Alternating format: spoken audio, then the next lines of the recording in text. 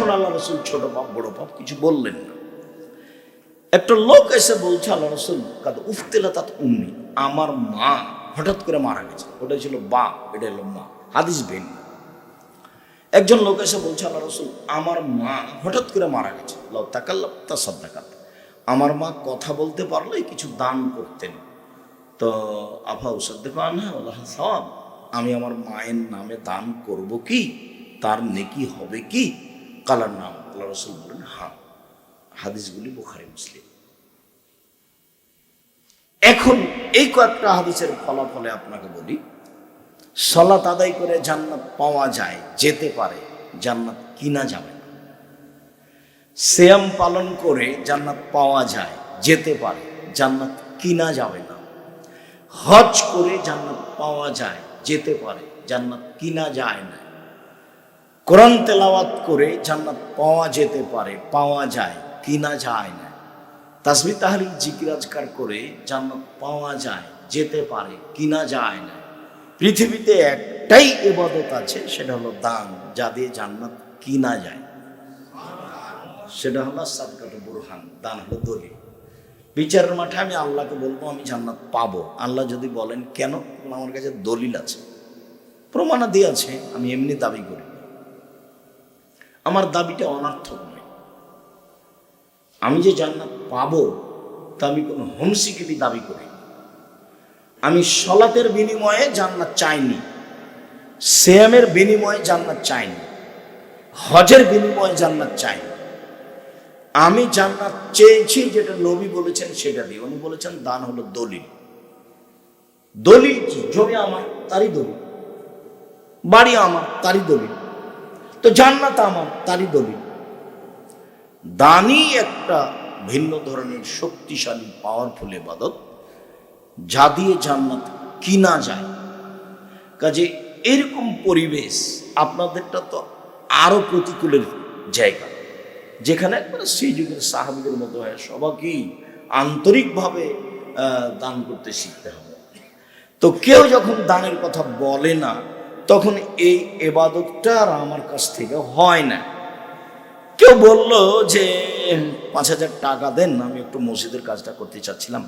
তো আমার মনে বলল কি যে করে, টাকা খাইয়ে দেয় না, কি করতেও পারে, তো ব্যবসা বাণিজ্য চালু করেছে মনে হয়, আচ্ছা যাক তারপর 500 টাকা দেও।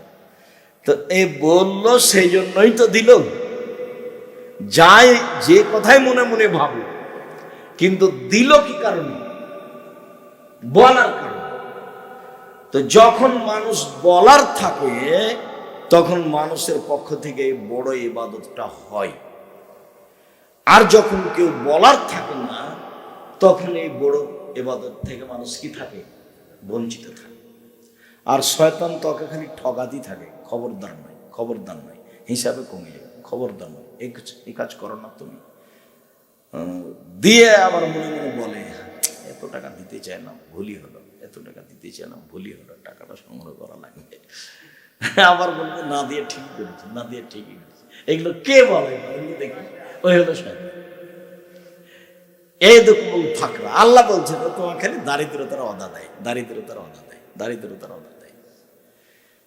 ওরও একটা বিপদ, ও আল্লাহর সামনে যে কথা বলেছে দানের কারণে সে কথা টিকে না। দান থেকে যদিও মানুষকে ঠেকাতে পারে, তাহলে তার কথাটা টিকবে।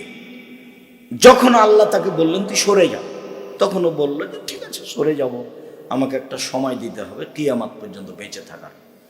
বলে আচ্ছা ঠিক আছে একটা সময় দিলাম, কিয়ামত নয় একটা সময় দিলাম, যেমন আল্লাহ বলেছেন একটা সময় দিলাম। তখনও বলছে রব্বি, দেখেন বলার ঢং কেমন, রব্বি আমার প্রতিপালক, তোমার সম্মানের কসম, তোমার ইজ্জতের কসম, লাউব্যাল ইনসান, মানুষকে আমি ভুল পথে নিয়ে যাব, মাতাম আর হুম পিয়াসাদেহীন, ওর দেহে যতদিন শ্বাস থাকবে আমি তাকে ভুল পথে নিয়ে যাব যাব যাব। আমার প্রতি জোরালো ওয়াদাবদ্ধ, আমি তাতে ওয়াদা করছি। কিভাবে ও জান্নাতে যায় আর আমি কিভাবে জাহান্নামে যাই তাকে দেখে ছেড়ে দেব। মানে ও জিদের উপরে আছে, ও খুব চরম জিদের উপরে আছে। আমি কিভাবে জান্নাতে যাই সেটাও দেখে ছেড়ে দিবে। ওটা কে? শয়তান। এটা আল্লাহর সামনে। তখন যদি আল্লাহ বলতেন যে আমি তাকে নিজ হাতে সৃষ্টি করেছি, তুই তাকে জাহান্নামে নিয়ে যাবি না, আমি জান্নাতে দিব, এটা বললে হতো। তিনি বলছেন, দেখ আমার সম্মানের কসম, আমার নিজের, আল্লাহ বলছেন আমার সম্মানের কসম, আমার ইজ্জতের কসম, আমার মর্যাদার কসম, আদম সন্তান যতবার আমাকে বললো ভুল হয়েছে, ততবার আমি বলবো ঠিক আছে মাফ করলাম, ঠিক আছে মাফ করলাম, ঠিক আছে মাফ করলাম। তো ঠিক আছে, তোরটা তুই কর, আমারটা আমি করবো। তবে আপনি একটা কথা মনে রাখবেন, আল্লাহটা সবসময় আগে আর আমারটা পরে। একদিন আল্লাহ রসুলের সাথে মুআয ইবনে জাবাল আছেন গাধার উপরে। তো গাধার উপরে পিছনে বসে থাকলে কত দূরে হতে পারে? একবারই সামান্য। অনেক সময় মোটর সাইকেলে তো একটু ফাঁকা রাখা যায়, ওদের তাও রাখা যাবে না, কিন্তু একবারই গাধার ছোট প্রাণী। মিশরে গিয়ে দেখলাম এভাবে চলছে, ছোট প্রাণী। তো আল্লাহ রসুল বলছেন মুআয, তো মুআয বলছেন লাব্বাইক ওয়া সাদাক, জি আমি প্রস্তুত, জি আমি প্রস্তুত। তো আল্লাহ রসুল বলছেন মুআয লাব্বাইক ওয়া সাদাক, জি আমি প্রস্তুত। মুআয, জি লাব্বাইক ওয়া সাদাক, আমি প্রস্তুত। আচ্ছা কথা বললি তো হয়, পাশেই তো আছে, তো এত কেন মানে ওকে প্রস্তুত করছেন? যার কারণে আমি যখন বক্তব্য দিই, কেউ যখন হাঁটে কথা বলে, তখন ওটা আমি গ্রহণ করতে পারি না। আল্লাহ রসুল একটা কথা বলবেন, সেজন্য তাকে রেডি করছে। প্রস্তুত তো, প্রস্তুত তো, প্রস্তুত তো, হ্যাঁ প্রস্তুত, হ্যাঁ প্রস্তুত। আচ্ছা বলতে পারো মুআয, আল্লাহ আমাদের কাছে কি পায় আর আমরা তার কাছে কি পাই? এই হলো জিজ্ঞাসা। আমাদের একটা পাওনা আছে আল্লাহর কাছে, তাকে দিতে হবে, আর তার একটা পাওনা আমাদের কাছে আছে, সেটা আমাদের দিতে হবে। তাহলে আমি বলতে পারছি না, আল্লাহ এবং আল্লাহ রসুল ভালো জানেন। তখন আল্লাহ রসুল বলছেন, দেখো আমাদের পাওনা হলো উনি আমাদের শাস্তি দিতে পাবেন না, আমাদেরটা দিয়ে দিতে হবে। ওর কাছে এটা পাই, উনি আমাদেরকে শাস্তি দিতে পাবেন না।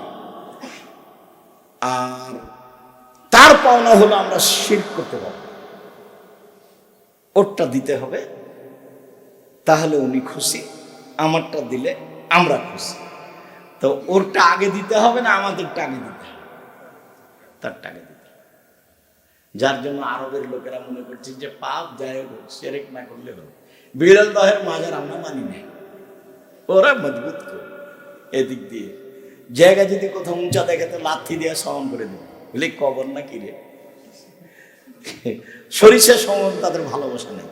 তাওহীদ দিয়ে জান্নাত কিনবে, পাপ কি হয়েছে তাদের পরোয়া করে না। কি দিয়ে জান্নাত কিনবে? তাওহীদ দিয়ে। উনি বলছেন মুআয বলতে পারো আমরা কি পাই তার কাছে, তারা কি পায় আমার কাছে, তিনি কি পান আমাদের কাছে? বলে আমরা বলতে পারছি না, আল্লাহ রাসূল। আরে শোনো, আল্লাহ আমাদের কাছে পাই, শিরক করব না, তাহলে তারটা কি করলাম? দিয়ে দিলাম। শিরক না করলে তার হক কি করলাম? পূর্ণ করে দিলাম। এখন ওনাকে দিতেই হবে আমাদেরটা। জানো মান মাতালাই শিরক বিল্লাহ দাখালাল জান্নাত, কে যদি মরে যায় শিরক না করে জান্নাতে চলে গেছে, হাদিস বুখারী মুসলিম। কে যদি মরে যায় শিরক না করে জান্নাতে চলে গেছে, সব হাদিসের সারমর্ম এই। তো মালিক কথার মধ্যে কথা আসলো, আবু যার গেফারি বলছেন যে আমি একদিন আল্লাহ রাসূলের কাছে গেলাম, সময় হলো আমাকে জানাবেন, 7টা বাজলেই আমি কথা শেষ করব। তো রাসূল সাল্লাল্লাহু আলাইহি সাল্লাম আবু যার গেফারি বলছেন যে আমি আল্লাহ রাসূলের কাছে গেলাম, দেখি তিনি ঘুমিয়ে, তা আমি চলে আসলাম। একটু পরে আমার যাচ্ছে, তিনি দেখছেন জেগে গেছে। তো আমাকে দেখে বলছেন, আবু যার গেফারি শোনো, যে লা ইলাহা ইল্লাল্লাহ বলবে সে জান্নাতে চলে গেছে। যেমন বলেছেন যে লা ইলাহা ইল্লাল্লাহ বলবে তো জান্নাতে চলে গেছে, আমি চট করে বলে বসেছি জেনা করলেও যাবে, চুরি করলেও যাবে। তখন আল্লাহ রাসূল বলছেন জেনা করলেও যাবে, চুরি করলেও যাবে। আবার বলছেন জেনা করলেও যাবে, চুরি করলেও যাবে। বলছে জেনা করলেও যাবে, চুরি করলেও যাবে। আবার বলছে। তখন আল্লাহ রাসূল বলছেন তোমার নাকটা মাটিতে মিশে যাক, আমি বলছি যাবে, তুমি আপত্তি করো কেন?